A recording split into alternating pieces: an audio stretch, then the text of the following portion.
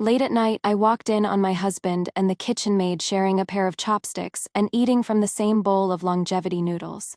The kitchen maid said, unfazed, "Sister, today is my birthday. I invited the Marquis to eat longevity noodles with me. You wouldn't mind, would you?" My husband explained.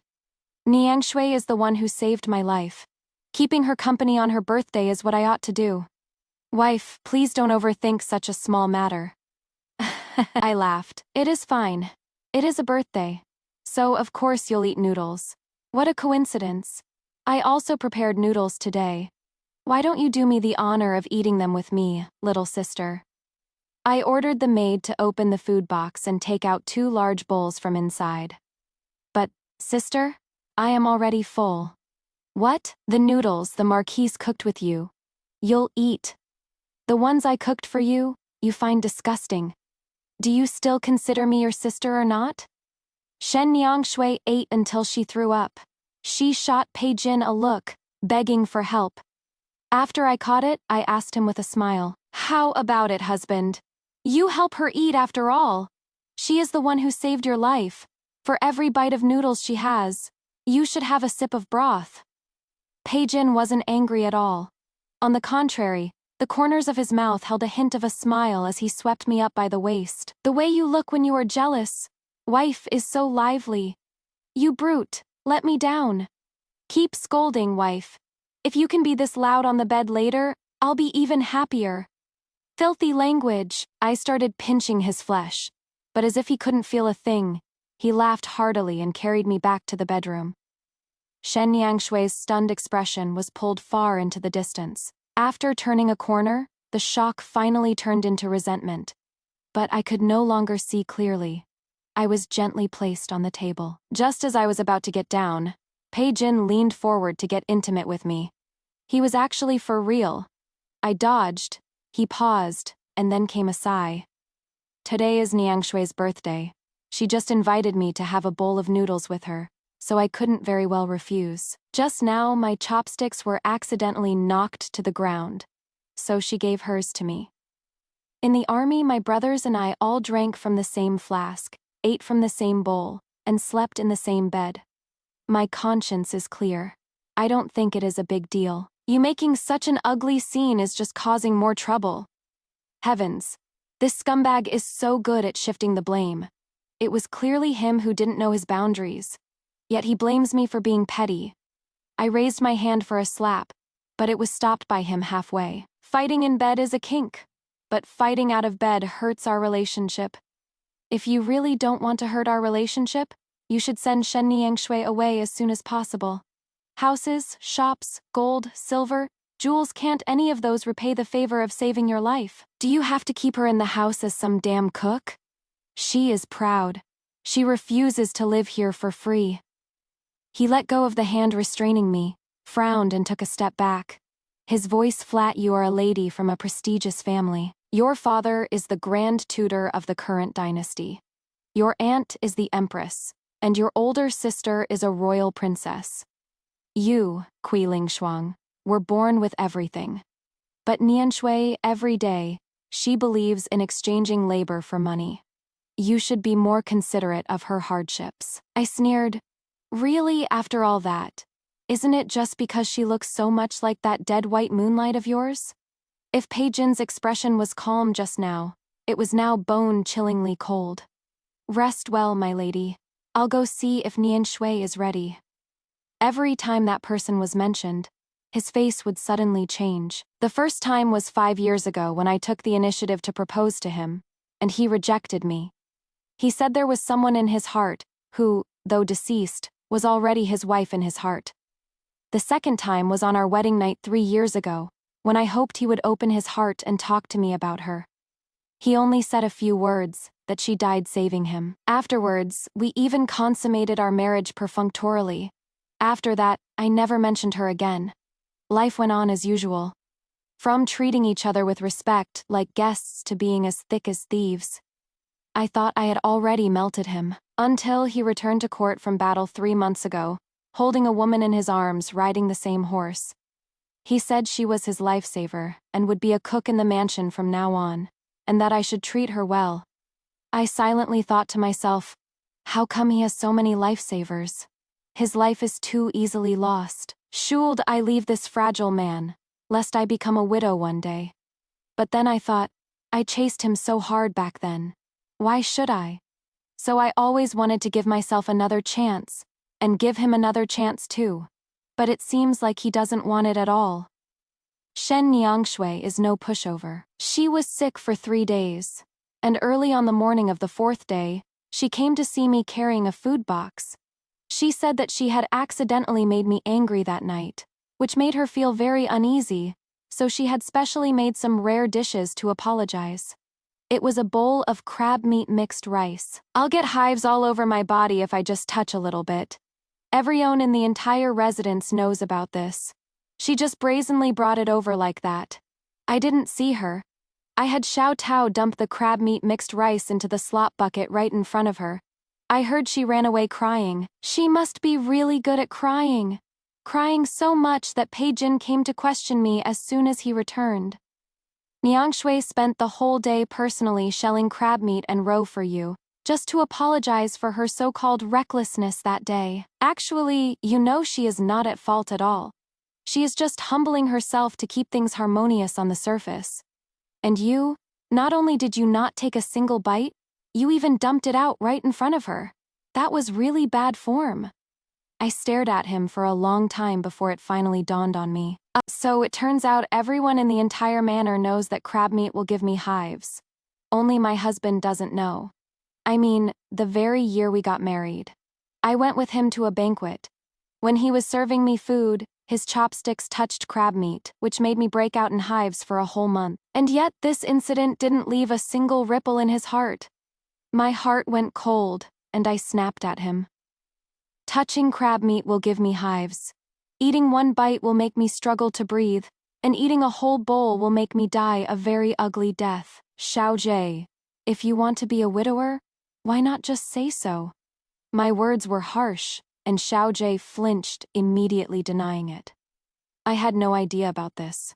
Niangshui definitely didn't know either. He paused, and his assertiveness faltered. You should have explained it to her properly, instead of just pouring it out in front of her, making her lose face for no reason. It doesn't look good for the servants in the manor to see that either. Suddenly, I saw this person in a new light. Oh, but I, Kui Lingshuang, never need to explain myself to anyone. If neither of you remembers, that just means you have bad brains. But from the looks of it, you two are indeed a perfect match. How about I divorce you, and you can be with her? Pei Jin's face turned ashen. She just forgot. It is not like she did it on purpose. Why do you have to be so hurtful with your words? The first day she came to the kitchen, Xiao Tao instructed her, and Auntie Li and Master Wu also repeatedly told her about my dietary restrictions. To be on duty in the master's house, and yet forget the master's dietary restrictions, that means her heart is not in it at all, and she shouldn't continue working here. As the conversation got to this point, Xiao Wei's temper flared up too. After saying so much, you just want to drive her away. That is all. Right. Not only do I want to kick her out, I also want to kick you out. You brainless thing, always getting fooled by other women. It irritates me just looking at you. Hurry up and get as far away from me as you can. Xiao Ji trembled with anger. What do you mean? Who am I being fooled by? Make yourself clear. I am saying you are being fooled by Shen Niangshui. You muddle-headed dead thing. You had an asthma attack and fell into the water, and she can't even swim. So how on earth did she save you? Is she a goddess? Can she walk on water? Xiaojin's face turned pale, as if I had insulted his goddess. Kui Lingshuang, you are truly unworthy of being the #1 noble lady. To be so jealous, unable to tolerate a mere young woman, and even going so far as to slander someone's good deed. It really opens my eyes. You think I want to stay here? I can't wait to get far away from you. I am leaving. So tonight he didn't come back to sleep. For the next 10+ days, he also stayed at the military camp and didn't come back. This, however, gave me a lot of time to think about our relationship. From the very beginning, our relationship has been unequal. The first time I saw Pei Jin was at the Mid-Autumn Festival's Imperial Night Banquet. Because of his outstanding military achievements, he was ennobled as the Marquis of Dingyuan by His Majesty, and for a time his glory was boundless. But the noble ladies of the capital were all watching from the sidelines, because he had risen step by step from a low-ranking soldier. He had no support from great aristocratic families. But I, Kuai Lingshuang, didn't need this kind of external support. So that night at the banquet, I approached him directly, clinked 3 glasses of wine with him, and recommended myself. He was very stunned, seemingly startled by my boldness. But I also saw a hint of admiration in his eyes. I knew I had a shot. Aunt Empress couldn't help but facepalm. Seeing the situation, Sister Princess wanted to pull me away, disregarding her pregnant body. I grabbed Pei Jin's sleeve and wouldn't let go. Give me a straight answer. Are you marrying me or not? At this moment, even His Majesty held his breath. The musicians stopped playing and the dancers stopped dancing. Naturally, he refused me, so I let go. All right, let's forget it for today. I'll ask you again tomorrow. You can reconsider. Astonishment appeared on his face again. I was very happy to see that. After that, I began a campaign of chasing and cornering him. When he left court, I accompanied him out of the palace gate. When he went to social gatherings, I drank for him. When he went to train troops, I prepared his hometown delicacies in advance for him to replenish his body. He got annoyed with my pestering and had said some harsh words, but I was thick-skinned enough to brush them off. I pursued him for 2 years, and he did change a little. For example, he would later wait for me on the way from court. He would check in with me when he was going to a social gathering. After training, he would proactively pick up the food box and ask me if I was tired. I thought we had our moments of love, but thinking about it carefully now, it really seems like it was all my one-sided wishful thinking. He was just used to my company and care. Does he really love me the way I love him? Not necessarily. Just like when we used to argue, I was always the one to apologize first. Then I'd wrap myself around him in bed, coaxing him, and he'd take the easy way out.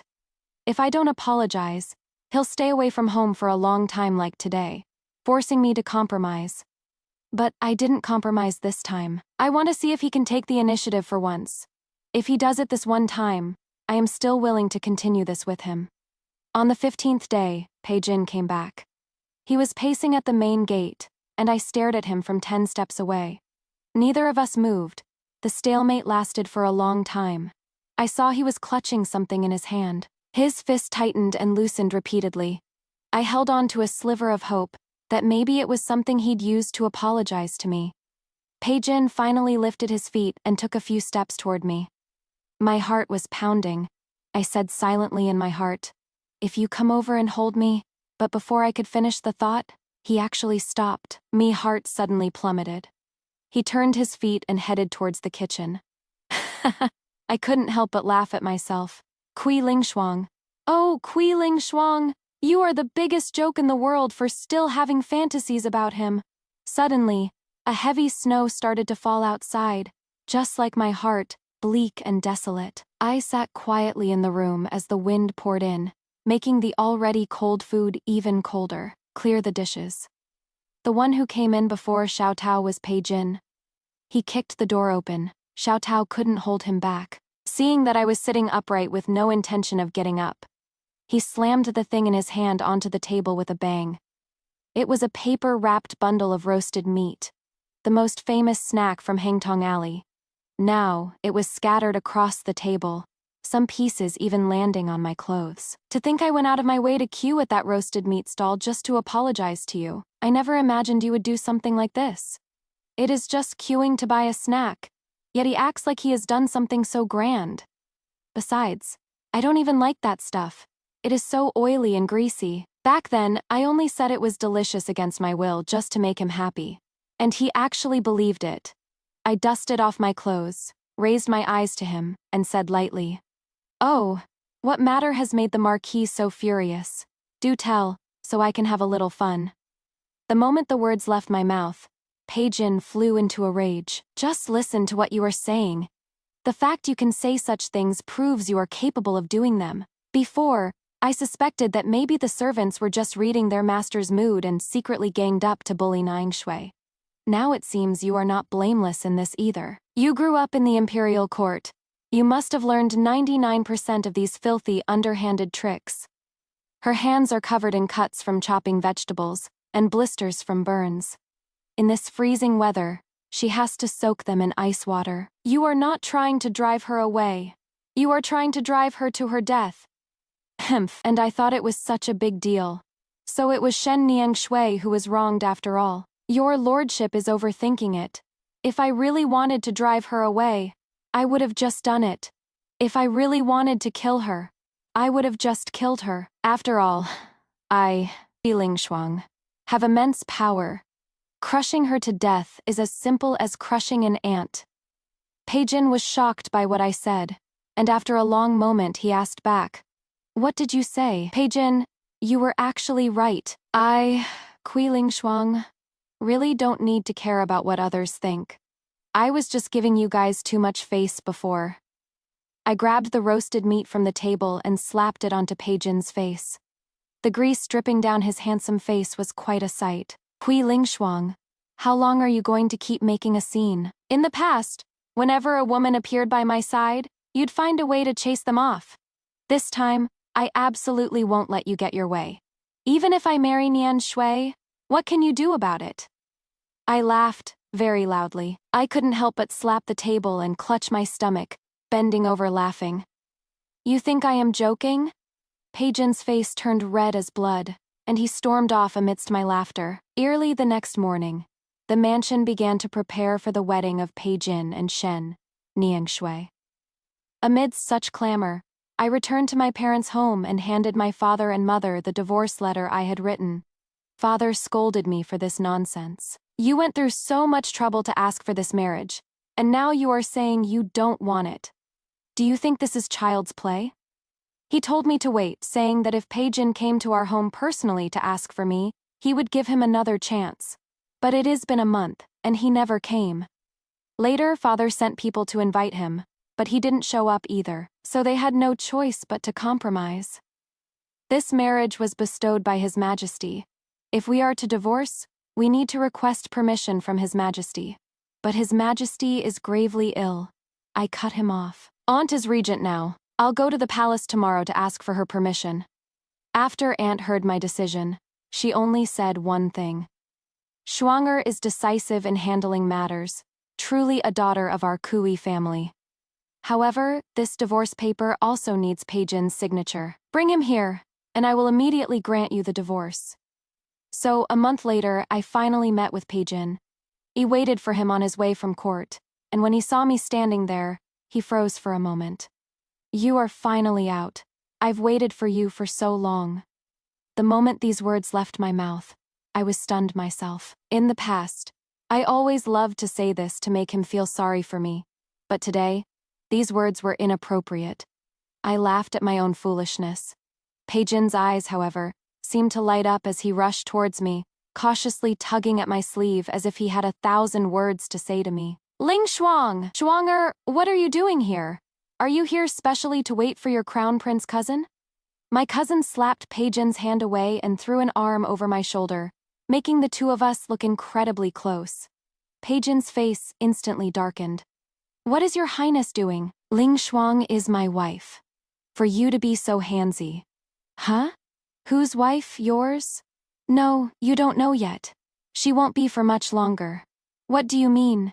Oh, I came looking for you today to go see Her Majesty the Empress with you. I've already written the divorce letter. I just need your signature. The light in Pei Jin's eyes went out. His Adam's apple bobbed, his breathing heavy. After a long moment, he said, I have urgent official business to attend to today. Let's talk about this later. I have to go. He flung his sleeve, didn't spare me a glance, and strode towards the palace gate like he was fleeing. I knew getting a divorce wouldn't be that easy. I started running too, just like how I chased after his steps 5 years ago and grabbed his arm again. But this time, it wasn't to confess my love. Pei Jin, signing the divorce letter is better for both of us. Dragging it on will only lead to the same result. I never thought about getting a divorce. After he said that, I was quiet for a moment. Right. He never had thought about it. But wasn't everything he did pushing me towards divorce? No divorce. Don't tell me you think I'd let you have the blessing of 2 wives to share a husband with that Shen Yangshui? Hey Jin, I am not that cheap. I have my pride. So if I get rid of her and do as you wish, you'll come back, right? Hearing this, I started to laugh. The one stopping us was never Shen Yangshui, but that I have never been in your heart. It has been 5 years. I am really tired, hey Jin. I don't love you anymore. Do you understand? Come with me to sign the papers in front of Auntie. Peijin violently threw off my hand. Kuiling Shuang, you say you love me when you want to, and you say you don't when you don't. Life isn't that convenient. If you have the guts, then keep pestering me, and see if I'll divorce you or not. I didn't listen to him.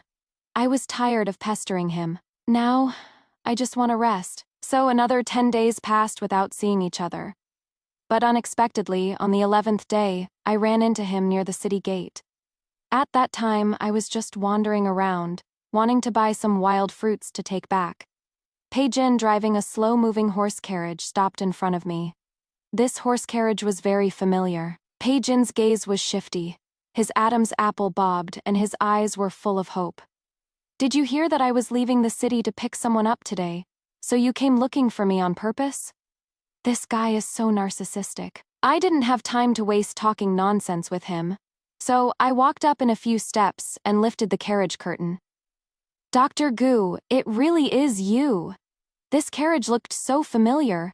Why didn't you tell me you were coming to the capital from Yanzhou? Dr. Gu was my master who taught me medicine when I was young, rebellious, and ran away from home.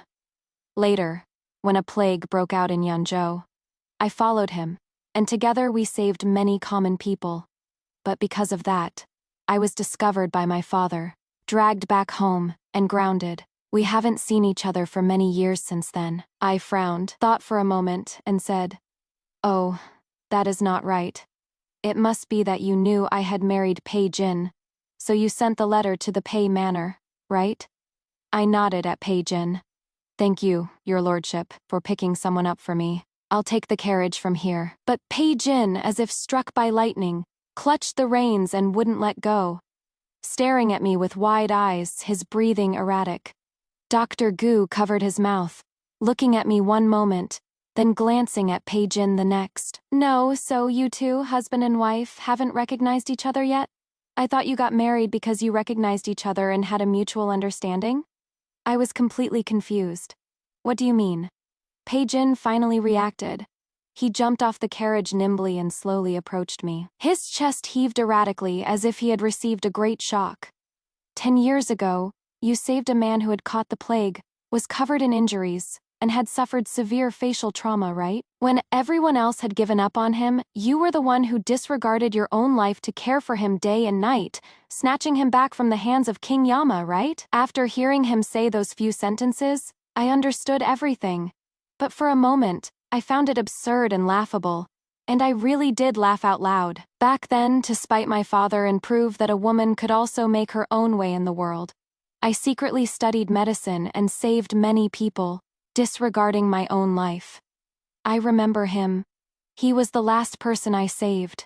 Back then, to avoid infection, I always wore a thick veil, so he didn't know what I looked like. He was injured at that time, his face was tightly bandaged, so I didn't know what he looked like either. Later, I was captured by my father and grounded. I had also worried about his life. It was Dr. Gu who asked someone to send a message to me, saying he was recovering well, and only then was I relieved. After all the twists and turns, it turns out the so-called lifesaver from Peijin's mouth was me. Fate really plays tricks on people. He pulled me into his arms all at once, holding me tightly, as if he wanted to squeeze me into his flesh and blood. "You are not dead. It turns out you are not dead. That is great. That is great. When I woke up back then, I couldn't find you anywhere. Later I heard from others that because you took care of me so closely, you also caught the plague and unfortunately passed away. I begged Dr. Gu to let me see your body, but he was always vague. I should have realized sooner. I am so stupid. Pei-jin fell into a frenzy, crying and laughing. The passing uncles and aunties were all looking at him. Dr. Gu also wiped away tears. But it was obvious that there was one person here who was unmoved. Pei-jin, let go of me. My tone was flat, without any joy of reunion. Pei-jin's figure stiffened, and then he cautiously looked at my expression. Ling Shuang, if I had known earlier it was you, I would not have brought Shen Yangshui home. It is just because she looks so much like you that I always couldn't bear to. Now that I know the truth, I'll immediately find a house to settle her in. Don't be angry. I never really intended to marry her. That day, it was said in the heat of the moment. I spoke without thinking, and I regretted it right after. The next day, seeing you were still indifferent, I held my tongue just to piss you off. What I am saying is true. If I really wanted to marry her, why would I have kept dragging it out? You are the only one in my heart. Can you forgive me? Pei-jin had never said so much before, and as he spoke, his tone became extremely humble and pitiful. But I knew clearly that if I wasn't his lifesaver, I would never hear these words. Nor would I experience such a subservient tone from him. If I were really just that Ling Shuang who was always chasing his ass, he would still be giving me the cold shoulder, waiting for me to apologize and bow my head to him. It is just that fate enjoys playing jokes. Since I am your lifesaver, you should take your lifesaver's words to heart now. Come with me to the palace and sign the divorce papers. Pei-jin's fists clenched violently. We've finally reunited after so much difficulty. I will not sign these divorce papers. I wouldn't have before, and I definitely won't now. He spoke with such determination that I had to laugh. According to the laws of our dynasty, a separation of 3 years is grounds for divorce. If you don't sign now, you'll have to sign eventually. Pei-jin unclenched his tight fists, wanting to touch my shoulder, but I turned sideways and dodged. Dr. Gu, are you coming with me? Or with him? Dr. Gu was stunned for a moment, and before he could open his mouth, Pei-jin picked up the reins again. This was a silent protest. So, what if he snatched Dr. Gu away? We are already over. I comforted Dr. Gu with a few words, then carried a basket of wild fruits and slowly walked back. I could feel Pei-jin following me in his carriage, only leaving after I entered the Qi Manor's main gate. I had a faint feeling that this matter wasn't over yet. Sure enough, in the following days, Pei-jin kept coming to the Qi Manor.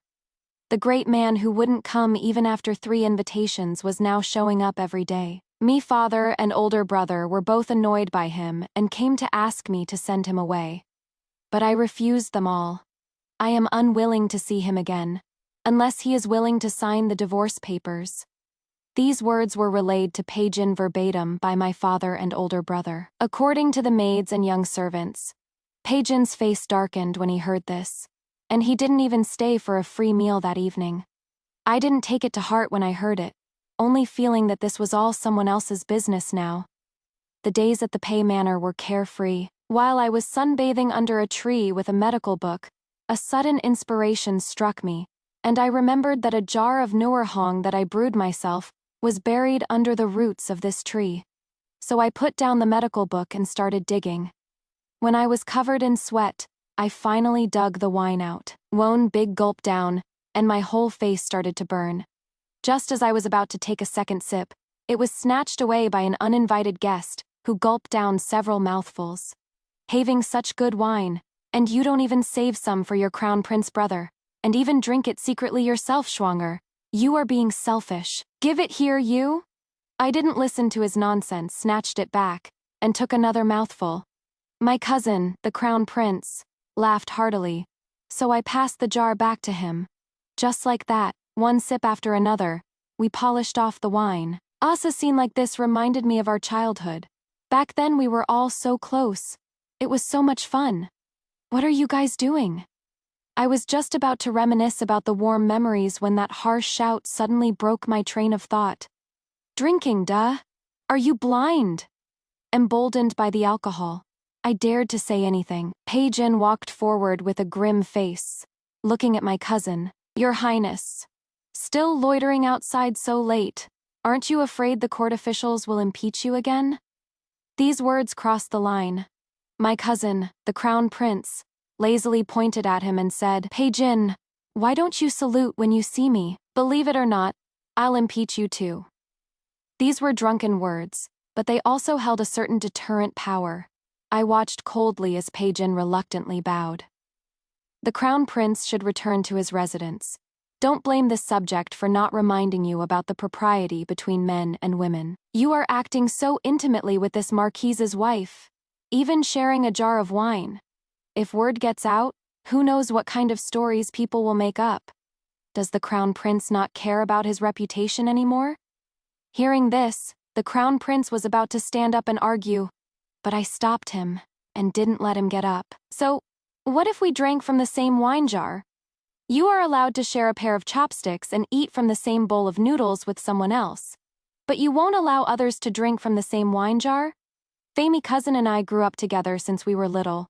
We even slept in the same bed and bathed in the same bathtub, you know. What is the big deal about drinking from the same wine jar? It is such a trivial matter. You don't need to trouble yourself with it, Lord Marquis. You should worry about yourself. I heard your lifesaver was going to offer herself to you while drunk. You had her carried out instead. If you ask me, since it has come to this, you might as well just marry her. Pei-jin was so choked up by my words that the corners of his mouth were about to twitch. These words sounded familiar, but hearing them from a different person's mouth really gave a different kind of satisfaction. I scanned Pei-jin up and down with my eyes, feeling very pleased. Say whatever you want. As long as you are happy. I shouldn't have said those things to make you angry before.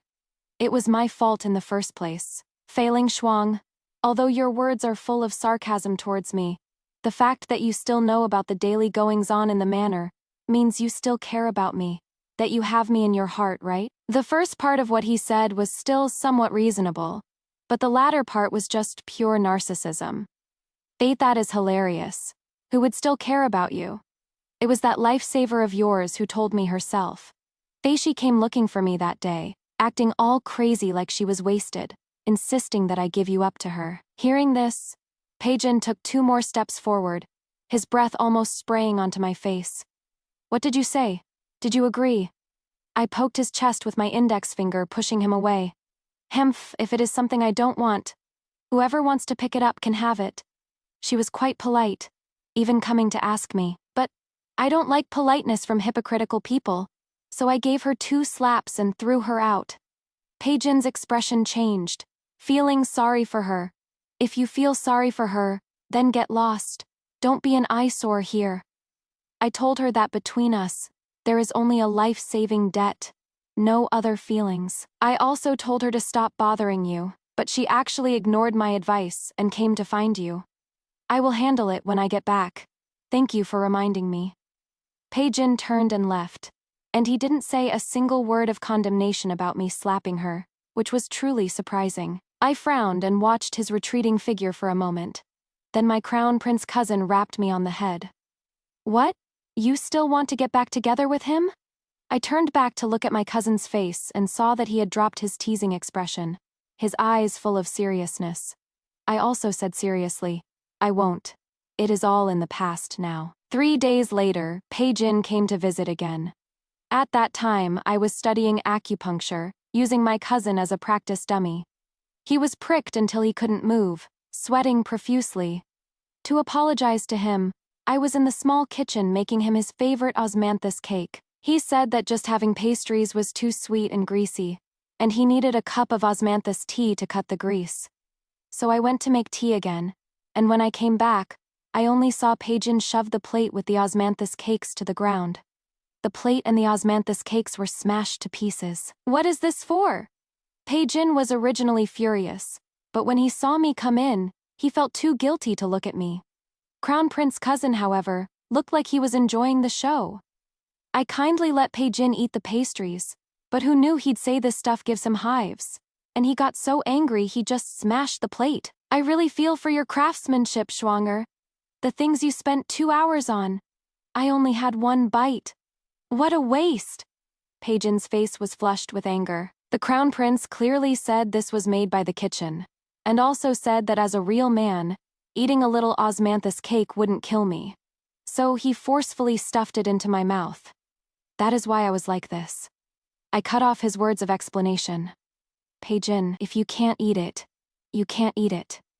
Can't you just say it nicely? Do you have to get physical and ruin someone's kind intentions? Besides, you are being so rude to the crown prince. If the servants saw, they would think you have no respect for your superiors. The boomerangs all pierce the heart. Now he should be able to understand the frustration I felt back then, right? Pei-jin took a few deep breaths, suppressed his resentment, and changed the subject. I have already kicked Shen Niangshui out, and she won't be coming to bother you in the future. Hearing this, I furrowed my brows. How did the plot of this story take such a sharp downturn? I've already investigated. The person who saved me back then really wasn't her. It was an older brother who sells fish. He stopped Shen Niangshui, who was originally going to stand by and watch me die, made her watch over me while he went to find a doctor. As a result, I woke up midway and thought she was my savior. So she just went with the flow and took the credit. Your suspicions back then were all correct. I was so wrong. I want to atone for everything I've done before. Ling Shuang, can you give me another chance to make it up to you? I already gave you a chance. You were the one who didn't cherish it. I said that the fate between us is over. Don't ever appear in front of me again, unless you agree to sign the divorce papers. Pei-jin's eyes were already red. His emotions were no longer suppressed but erupted directly. What on earth will it take for you to stop being angry? What on earth will it take for you to forgive me? If I eat the osmanthus cake, can I trade my life for you to look back once? This life of mine was saved by you in the first place. I didn't have time to stop him. As he swallowed a whole piece of osmanthus cake, his tears also fell. A pity they could no longer drip into my heart. At that moment, I was just afraid that if he really died, the sin of my Kui family would be great. Fortunately, today was the day for Mother's routine health checkup with the doctor. The imperial physician saved Pei-jin in time. The moment he opened his eyes, I went straight up and gave him a slap. He turned his face to the side from my slap, yet he stubbornly turned his head back to stare deadly at me. Pei-jin, do you think I'd go soft just because you are threatening me with your life? If you really died, I wouldn't shed a single tear. I'd just roll you up in a straw mat and toss you into a mass grave. But Pei-jin didn't listen to me. He struggled to get up and wrapped his arms around my neck, refusing to let go. I just wish I could still see myself in your eyes. Before, you only had eyes for me, but now I can't see anything in your eyes at all. I am so scared. I am scared of losing you forever. I'd rather just die and be done with it. I am begging you. Please love me again one more time, okay? This time, I'll be sure to cherish it. Having narrowly escaped death, Pei-jin looked very weak and pitiful. If I loved him, my heart would naturally ache for him. But now, I just feel that this entanglement is exhausting me. It was at this very moment that I was certain I no longer loved him. And so, my tone of voice became calm. I pried his arms away and caressed his face with my fingers. For a moment, he was ecstatic. But my next words extinguished his fantasy. Actually, proposing to you at the Mid-Autumn Festival banquet 5 years ago was just a way for me to defy my father. I didn't actually like you. I was tired of all those young masters from noble families he kept finding for me. So I decided to find one myself, and you just happened to appear at the right time. Back then, I was confined to the inner quarters and was absolutely miserable. But the process of pursuing you every day made me feel alive again. I only meant to tease you at first, but later, as we spent day after day together, I genuinely fell for you. But it is as if you have a wall around your heart and I can't get in no matter what I do. On our wedding night, I mustered the courage to ask you about your savior. But you just found me annoying after you heard me out. If you had opened your heart to me back then we probably would have truly known each other. I think that night might have been a very happy and fulfilling wedding night. Unfortunately, there are no ifs in this world. The few years after our marriage, I wasn't very happy because I felt like I couldn't hold on to you. No matter how sweet we were in bed, it was just a harmonious facade. Our crumbling marriage was tearing my heart apart. And just then, you happened to meet another savior. Only then did I realize just how biased your heart is. I am fed up with the suspicion and insecurity in this marriage. I am so tired I won't go back. If you truly have me in your heart, please let me go, okay? That day, Pei-jin listened to many of my innermost thoughts, and the color drained from his face. His hand drooped down weakly, as if he had no lingering attachment left for this world. But I know that in this world, anyone can live on without anyone else. What is happening now is just an obsession acting up. That is all. 10 days later, Pei-jin and I entered the palace together and signed the divorce papers under Aunt's witness. From then on, Pei-jin and I had nothing to do with each other anymore. After exiting the palace gates, the wind blew across my cheeks, and I felt a long-awaited freedom. As I was about to get on the carriage, Pei-jin stopped me. Ling Shuang, although we can't be husband and wife, can we still be friends in the future? I pushed his arm away and swiftly dropped the carriage curtain. Let's just be strangers. Then will you marry the crown prince? I smiled. This was indeed the question he cared about the most. I didn't answer him. But I knew clearly in my heart that I would not marry again. Being trapped in the inner quarters to be a virtuous wife who supports her husband and raises her children was never my wish. Half a year later, the emperor passed away. The empress personally took charge of the government, becoming the first female emperor of this dynasty. I had the opportunity to take the examination to become a female official. Life is long, and the goal I am striving for lies ahead.